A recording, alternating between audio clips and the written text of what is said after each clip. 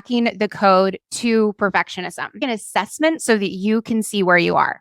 You can do it on your phone if you want to, but you just want something that you can write down. I'm Courtney Love Gavin. I specialize in helping successful high achievers, people who are notoriously hard on themselves, break free of mind pressure, controlling their life. You're just going to do all of these with a 1 to 10. If you really want to do like 0.5s, you can, but let's just try and use whole numbers. 1 being this doesn't really come up for me, and then 10 being like, yes, I totally agree with this. Or you can think of very specific situations. Number 1, you have a very specific way to do things. Maybe it's the way that you load the dishwasher. Maybe it's the way that you like your clothes folded. You are very specific about the way you do things. Number 2, there's no room for mistakes. Nope, very little room for errors. It's like, I made a mistake. What do you mean? Number 3, an all or nothing approach. I'm either all the way in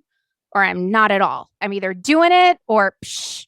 Number 4, you are more focused on finishing a goal than learning during the process. It's like, okay, I just really want to get this result. That matters more than the process of getting there. Number 5, you don't do things unless you know how first. Sometimes how can look like researching. I used to obsessively research gifts that I was going to give people. You have this belief of I can't do things before I know how. That also can look like lots of courses, certifications, education. Number 6, success is rarely enough. When you do achieve things, your default is, yeah, but I could have done it in less time.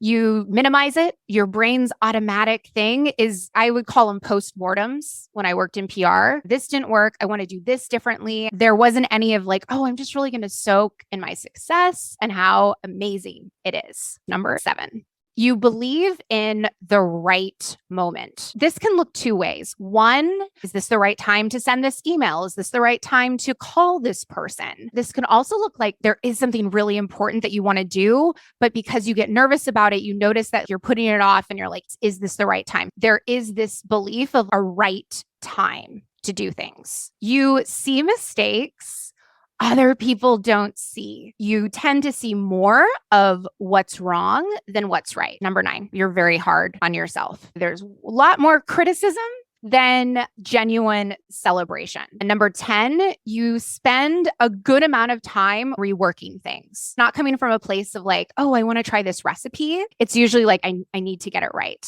Number 11, when you don't reach your goal, the mood would be not happy face. Could be disappointed. It could be frustrated. It could be bitter. It could be sad. Don't get caught on the word.